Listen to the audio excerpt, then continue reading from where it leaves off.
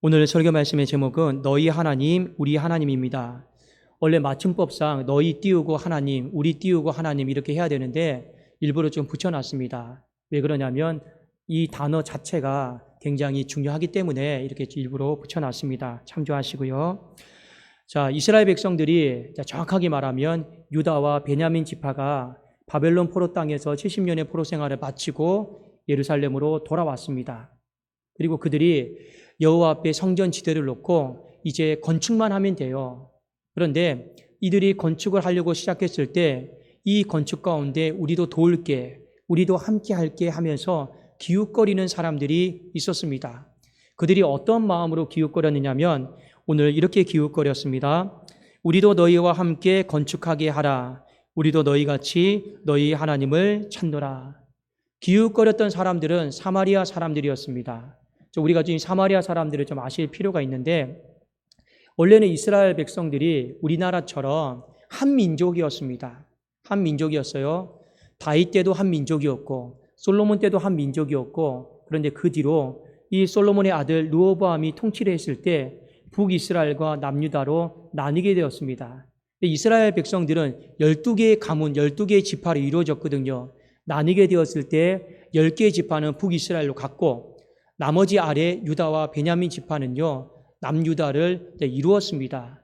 시간이 흘렀어요. 힘이 없다 보니까 강대국으로부터 침략을 당했습니다. 북이스라엘은 BC 722년에 아수르가 침공을 해서 전부 다 포로로 끌려갔고 남유다는 BC 586년에 바벨론이 침공을 해서 전부 다 바벨론 땅으로 이제 끌려갔습니다. 자, 그런데 좀 그들이 포로로 끌려간 이후의 삶이 좀 달랐어요. 어떻게 달랐느냐?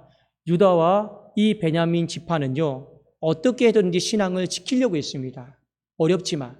근데 문제는 북이스라엘의 이 10개의 지파입니다. 이들은 신앙을 지켜내지를 못했어요. 여러 가지 요인들이 있었습니다. 아수르 왕이 이 포로로 다 잡아가면서 다 잡아가지 않았어요.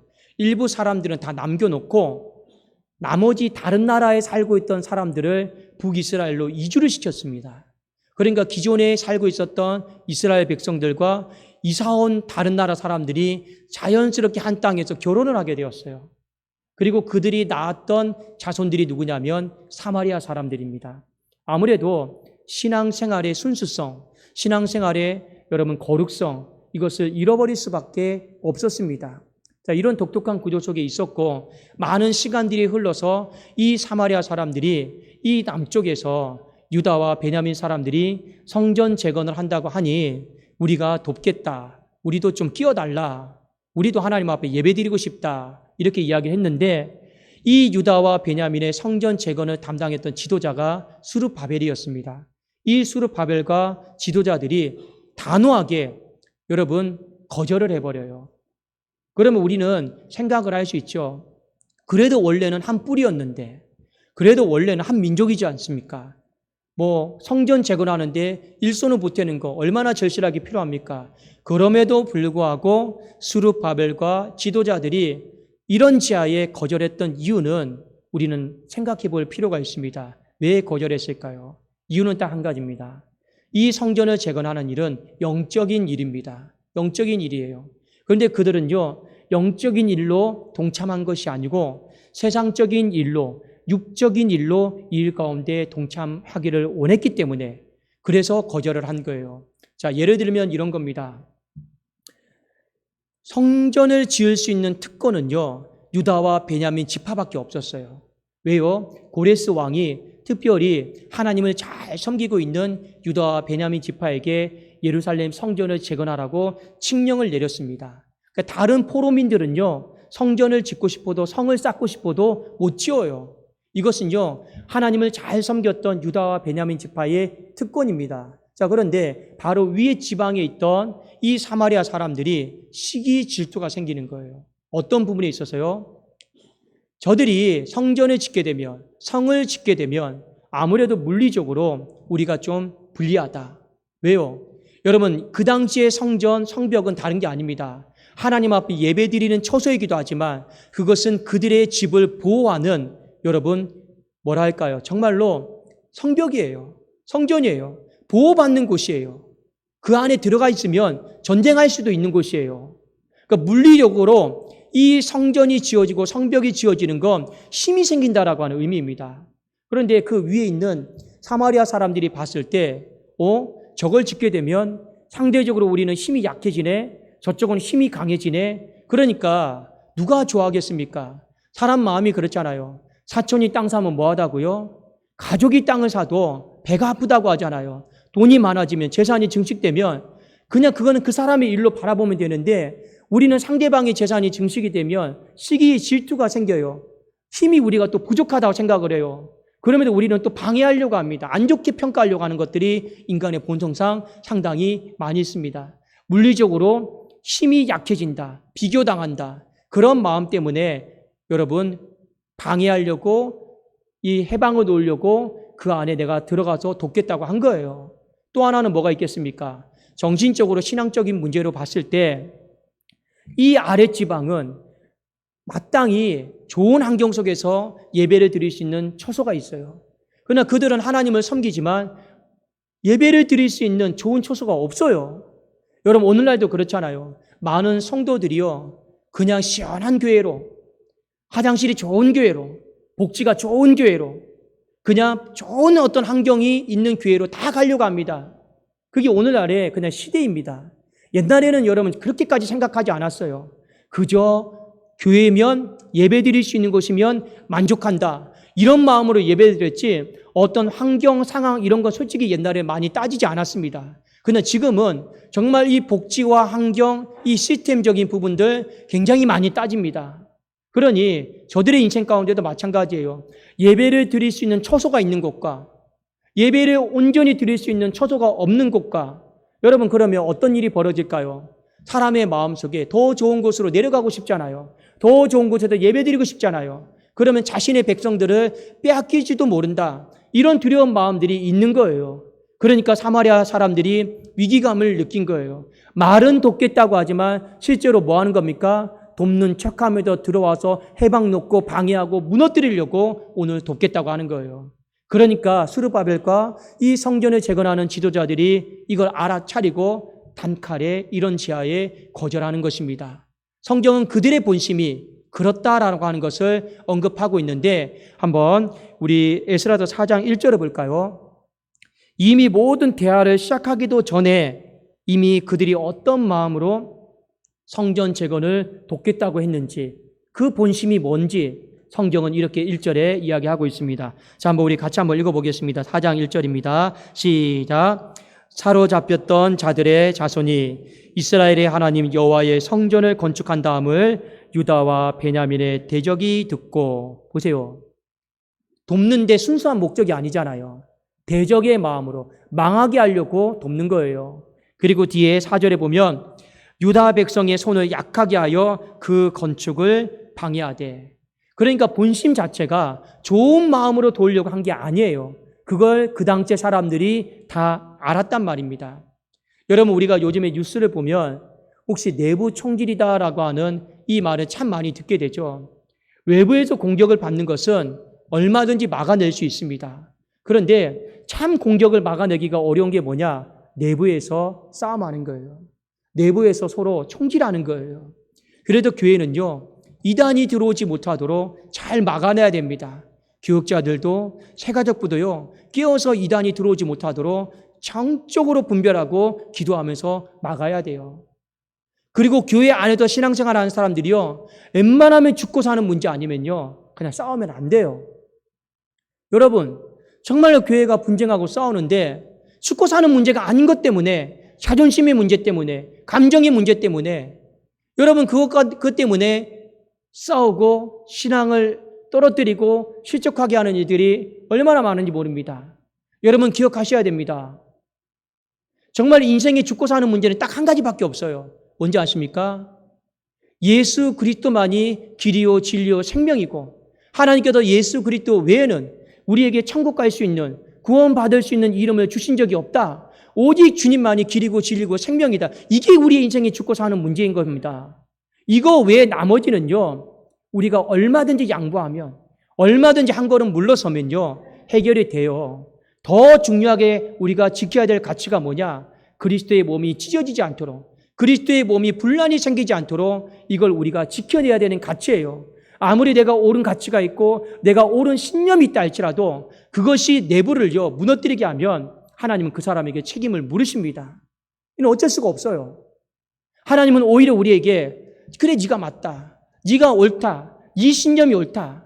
그런데 하나님은 우리에게 이렇게 말씀하실 거예요. 그게 그런데 죽고 사는 문제냐? 그게 그렇게 죽고 사는 문제냐? 네 말이 100번 1000번 맞다.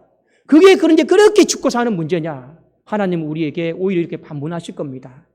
근데 그 죽고 사는 문제가 아닌 것들이 많아요.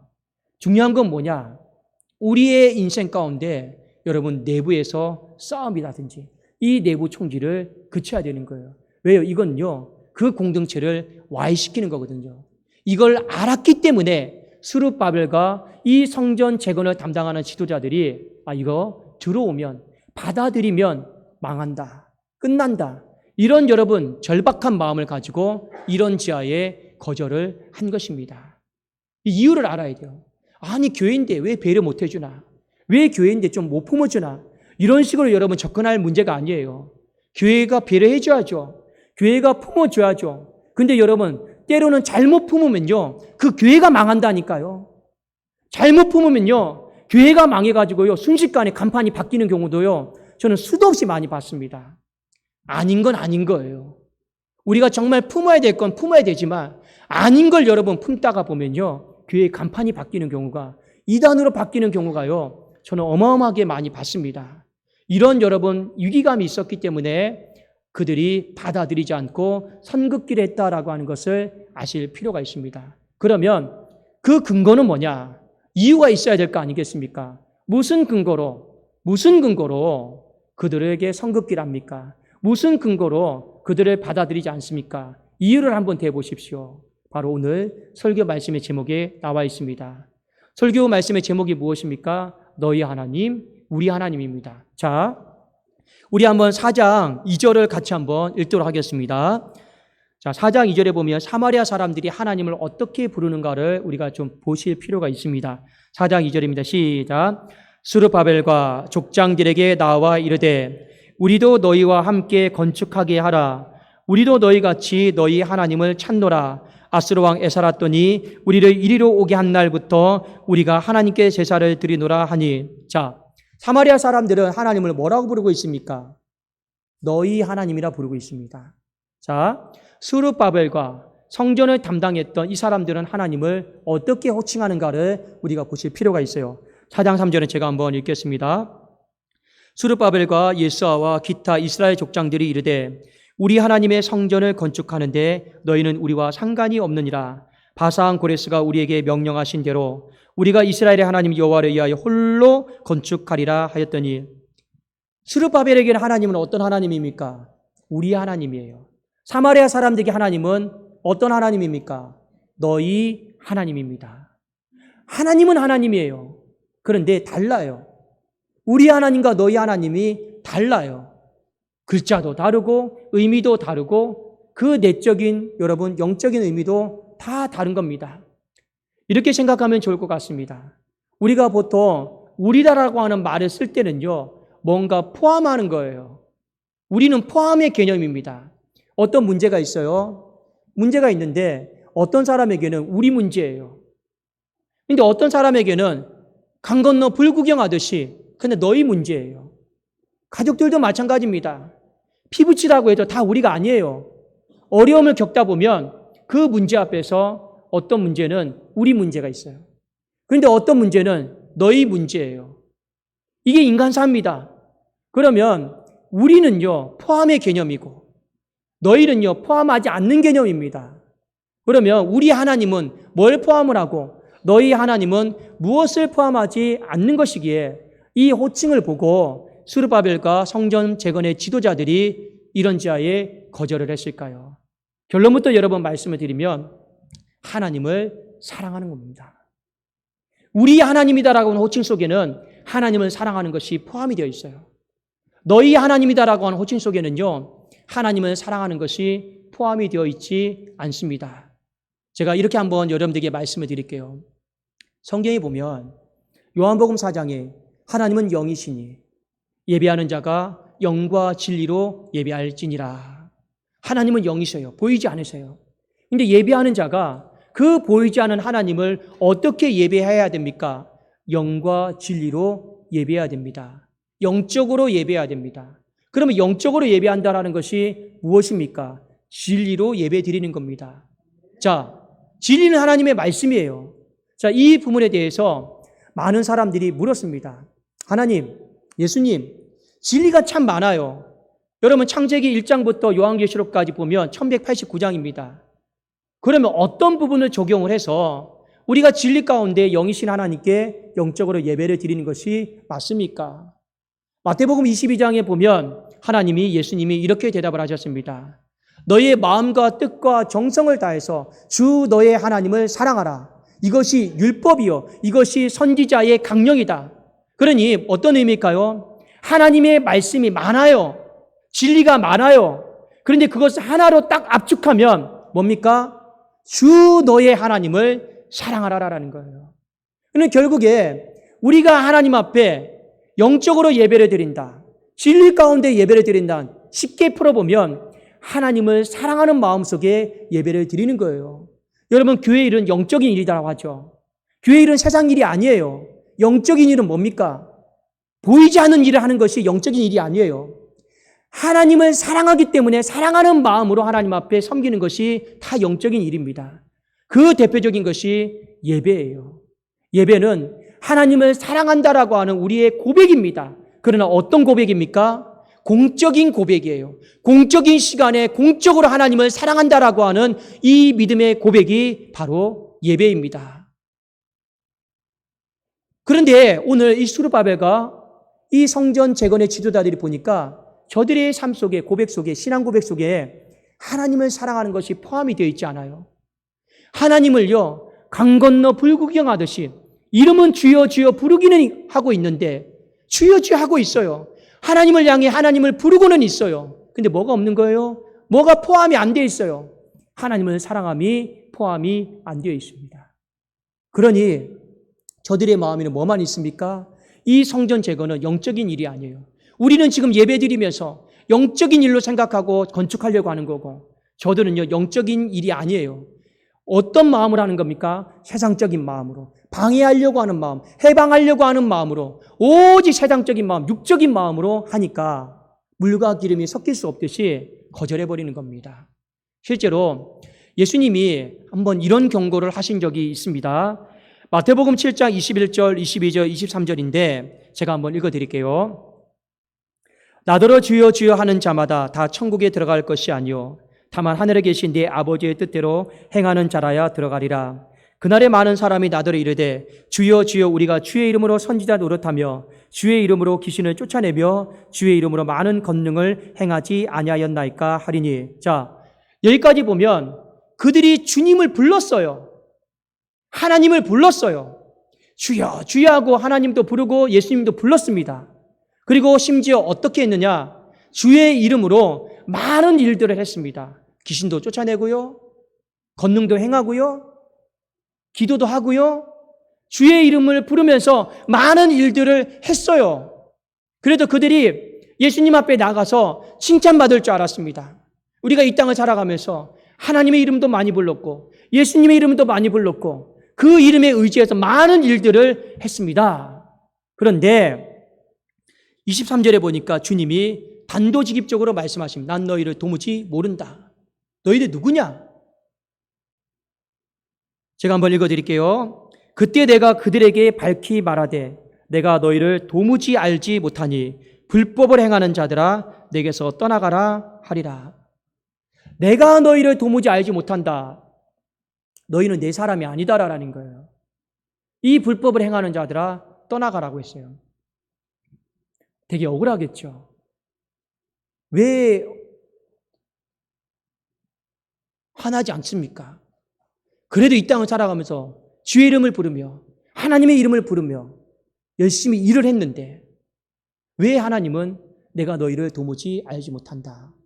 이 알다, 알지 못하다라고 하는 건 헬라 단어로 사람과 사람 사이에 하나님과 사람 사이에 인격적인 사랑의 관계 속에서 말하는 거예요. 사랑의 관계 속에서 너희는 나와 상관이 없다라는 거예요. 자, 일은 했습니다. 일은 했어요. 그런데 어떤 마음으로 일을 했습니까? 어떤 마음이 포함되지 않았습니까? 오늘 설교 말씀의 제목을 빗대면 우리 하나님을 대하는 마음으로 일을 안 했어요. 너희 하나님을 대하는 마음으로 일을 했습니다. 하나님을 사랑하는 마음으로 일을 하지 않았어요. 하나님을 사랑함 없이 그저 내 인간의 육신의 방법대로 내 생각대로 열심히 탁월하게 일해온 거예요. 우리가 신앙생활하면서 이 부분 상당히 조심해야 됩니다. 그래서 고린도전서 13장에 보면 사랑에 대해 다루고 있죠. 내가 사람의 방언과 설령 천사의 말을 할지라도 산을 옮길 만한 믿음이 있을지라도 내 몸을 불사르게 내어줄지라도 사랑이 없으면 아무것도 아니요. 그 사랑이 뭡니까? 얼마든지 우리가 하나님을 사랑함 없이 우리 하나님을 대하지 않고 너희 하나님을 대하는 마음으로 얼마든지 우리가 이 땅을 살아가면서 귀신도 쫓아내고 능력도 행하고 일도 하고 그렇게 살아갈 수가 있다라는 거예요. 그러므로 우리의 신앙생활 가운데 회복해야 될 것이 무엇이겠습니까? 우리 하나님을 다시 회복해야 돼요. 우리 하나님을 회복한다라는 건 다른 게 아닙니다.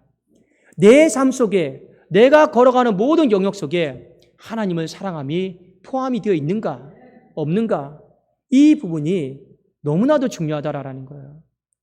그런데 많은 사람들이요 이 부분이 시간이 지나면 지날수록 우리 하나님이 너희 하나님으로 바뀌어버려요. 뭘 보면 아느냐? 교회의 일을 맨 처음에는 영적인 일로 시작했습니다. 그런데 시간이 지나면 세상 일이 되어버려요. 영적인 일은 다른 게 아닙니다. 여러분 성가대를 봉사하든 주차를 하든 방송실을 하든 꽃꽂이를 하든 어떤 일을 하든 간에 처음에 우리가 시작했을 때는요 영적인 일로 영적인 마음으로 한 거예요. 그건 다른 게 아니에요. 사람 때문에 한 겁니까? 아니잖아요. 하나님 때문에 한 거예요. 영이신 하나님 때문에 한 거예요. 그리고 어떤 마음으로 한 겁니까? 하나님을 사랑하기 때문에 한 거예요. 처음에 모두 다 그렇게 시작한 거예요. 그런데 시간이 지나니까 대상이 바뀌었어요. 영이신 하나님 앞에서 눈에 보이는 사람으로. 그 대하는 마음도 우리 하나님을 대하는 마음이 아니라 너희 하나님을 대하는 마음으로 다 바뀌어버렸어요. 그러니 우리가 교회 와서 봉사하고 섬깁니다. 그러니까 어떤 사람은 세상에서도 힘들었는데 주일날 예배만 드리고 편안하게 가고자 하는 사람도 많아요. 제가 뭐라고 하는 것이 아닙니다. 그저 그냥 한 주 동안 내가 너무 힘들었으니까 그냥 예배 드리고 위로받고 그냥 가자. 이런 오늘의 신앙에 그런 문화들이 많이 생긴 것도 사실입니다. 어떤 사람은 중직으로 부름을 받았어요. 어떤 일을 합니다. 영적인 마음으로 하면 좋아요. 근데 열심히 일을 하는데 그 일이 끝나면 늘 입에 불평이에요. 그 일이 끝나면 늘 원망이에요. 세상 일로 하기 때문에 그렇습니다. 영적인 일로 하면 정상적으로 어떤 고백이 나오느냐? 그래도 하나님을 사랑하기에 내가 이렇게 쓰임 받을 수 있는 것이 참 고맙고 감사함. 이게 정상이에요. 그런데 영적인 일을 하는 것 같은데 그 입술의 열매를 보면 불평과 원망과 다 때려치자. 왜 나만 해야 되느냐? 왜 저 사람은 안 하는데? 왜 나만 하지? 이게 자꾸 다 세상 일로 지금 하는 거예요. 얼마든지 주님도 말씀하셨고 주여 주여 하는 자마다 다 천국에 간다 하지 않았습니다. 다 너희 하나님으로 찾고 있는 거죠. 이 사마리아 사람들의 문제점이 뭡니까? 예배는 드리겠다고 해요. 우리도 하나님 사랑한다고 해요. 그런데 그건 거짓말이에요. 왜요? 하나님을 사랑하면 우리도 너희와 같이 우리 하나님께 예배드리고 싶다. 성전 건축하고 싶다. 이렇게 말하는 것이 맞죠. 그런데 사람의 모든 말의 본심이 이 혀에 다 나오잖아요. 뭐라고 나오는 겁니까? 본심이 아니에요. 본심은 다른 것에 있단 말입니다. 사랑하는 여러분, 우리가 오늘 이 말씀을 통해서 두 가지를 좀 잘 적용을 해봤으면 좋겠습니다. 여러분 신앙생활은 영적으로 하셔야 됩니다. 영적으로 한다라고 하는 건 1번 대상을 잘 정하세요. 대상은 하나님입니다. 하나님이에요. 사람이 아닙니다. 자, 대상을 분명하게 정하셨습니까? 하나님 때문에 우리가 하는 거예요. 사람 때문에 하는 것도 아니고 목사 때문에 하는 것도 아니고 교회 때문에 하는 것도 아니에요. 하나님 때문에 하는 거. 그게 영적인 일의 가장 출발점입니다. 자, 두 번째. 이 영적인 일을 할 때 마음가짐, 자세는 뭐가 돼야 될까요? 우리 하나님을 대하는 마음으로 하십시오. 너희 하나님을 대하는 마음으로 하면 나중에 하나님 앞에 열심히 일어냈지만 능력 있게 일어냈지만 다 책망받습니다. 우리 하나님을 대하는 마음은 다른 게 아닙니다. 하나님을 사랑하는 마음을 포함해서 우리가 일들을 감당을 하십시오. 여러분에게 교회의 일들, 어떤 사람들에게는 10가지 일을 하는 분도 있을 것이고 어떤 사람에게 5가지, 어떤 사람들에게는 이 예배 자체가 한 가지가 일인 분도 다 있을 것입니다. 모든 사람에게 믿음의 분량은 다 달라요. 그러나 우리들이 한 가지 일을 하든 2가지 일을 하든 5가지를 하든 10가지를 하든 여러분의 마음 가운데 좀 생각을 바꾸었으면 좋겠습니다. 이 일이다 그렇게 생각하지 마시고 그래도 최소한 여러분이 하고 있는 이 분야에 대해서는요, 이다라고 생각하지 마시고 섬긴다라고 생각을 하십시오. 예배를 일한다. 그러면 힘들어요. 이 1시간이. 고통스러워요. 지쳐요. 주방에 일을 한다. 땀나니까 힘들죠. 지쳐요. 다른 모든 기타 일도 마찬가지입니다. 나만 시간 쓰는 것 같고 지칩니다. 그러나 여러분, 일이다라고 생각하지 마시고 섬긴다라고 생각하십시오. 저도 오늘 아침에 나오는데요, 몸이 무지하게 힘들어요. 그런데 어떻게 보면 목사에게 주일은요, 굉장히 탈진되는 시간입니다. 죄송하지만 주일이 다 끝나면요, 몸이 거의 기절하듯이 탈진돼 있어요. 그런데 아침에 나올 때 어떤 마음으로 나오느냐? 하나님 앞에 웃으면서 나와요. 하나님, 저 일하러 가는 거 아니고 저 하나님 섬기러 가는 겁니다. 그러면 하나님이 묻겠죠. 어떤 마음으로? 예, 하나님 사랑하니까. 하나님 사랑하니까 하나님 섬기러 저 갔다 올게요. 이런 마음 가지고 그냥 보고하고 와요. 우리의 마음 가운데 왜 이게 중요하냐?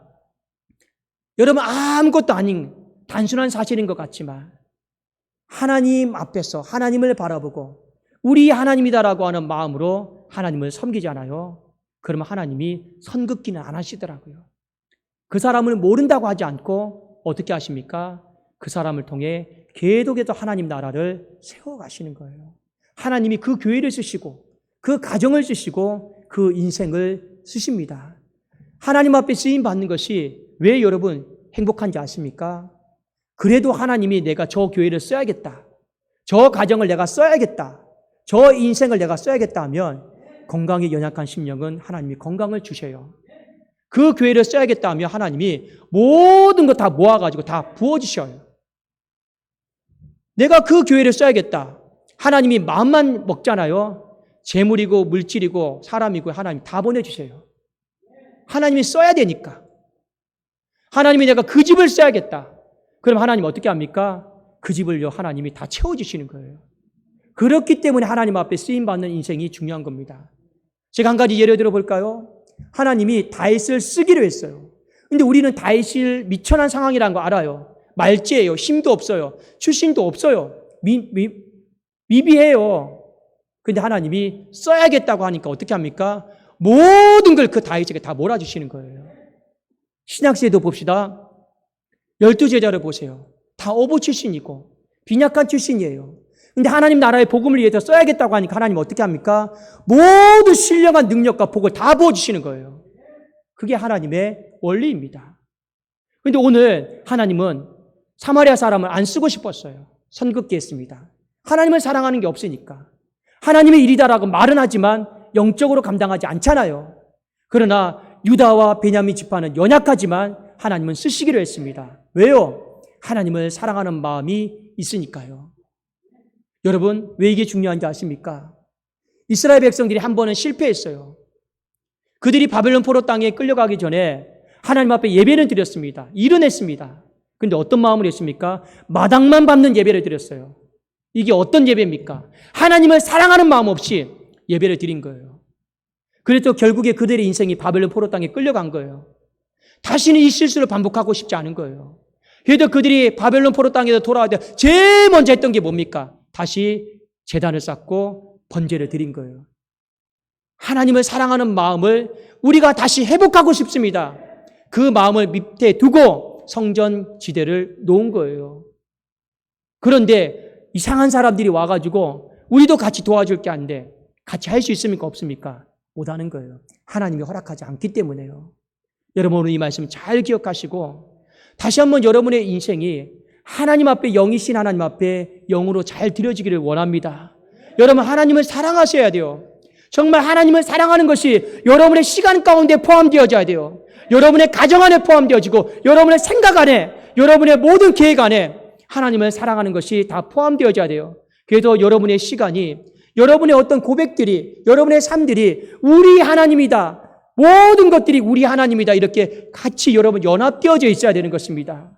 살아가는데 우리 하나님이다라고 포함되어 있지 않으면 정말 이건 신앙의 적신호인 것입니다. 아무리 능력 있게 탁월하게 일을 많이 해도 결국에는요 하나님이 결산하실 때 나는 너를 도무지 모른다. 내가 하나님 앞에 이름을 부르짖고 예배를 드렸는데요. 내가 일도 많이 했는데요. 능력도 많이 행했는데요. 그거 다 필요 없습니다. 죄송하지만요. 하나님을 사랑하는 마음으로 다시 한번 드리세요. 그러면 여러분 하나님이 내가 너를 안다. 참 네가 애썼다. 하나님이 격려해 주시는 겁니다. 그 격려는 나중에 마지막 심판 때에도 이루어지지만 살아있을 때요. 우리 격려받아야 되잖아요. 살아있을 때 격려받는 거 무엇입니까? 내가 너를 쓰겠다. 다른 사람들은 능력이 탁월해도 출중해도 그래도 나는 미약해도 너를 쓰겠다. 하나님 저 능력이 없는데요. 저 부족한데요. 걱정하지 마. 내가 천지를 다 갖고 있는 분이야. 내가 천지 만물을 만든 하나님이야. 내가 너에게 다 몰아줄게. 그리고 나는 너를 쓸 거야. 왜요? 왜 저를 쓰십니까? 하나님을 사랑하잖아. 그래도 너는 나를 우리 하나님이다라고 불러주고 있잖아. 그것이 하나님의 마음을 감동케 하는 것입니다. 다시 한번 여러분의 모든 이들이 하나님은 영이시니 예배하는 자가 영과 진리로 예배할지니라. 우리가 목숨을 내어줘도 우리가 산으로 옮길 만한 믿음이 있어도 사랑이 없으면 아무것도 아니라고 했던 것처럼 다시 한번 오늘 예배 가운데 여러분 가장 기본적으로 하나님을 진심으로 사랑하고 뜨겁게 사랑하는 이 마음이 회복되기를 주님의 이름으로 축원합니다. 우리 기도하겠습니다.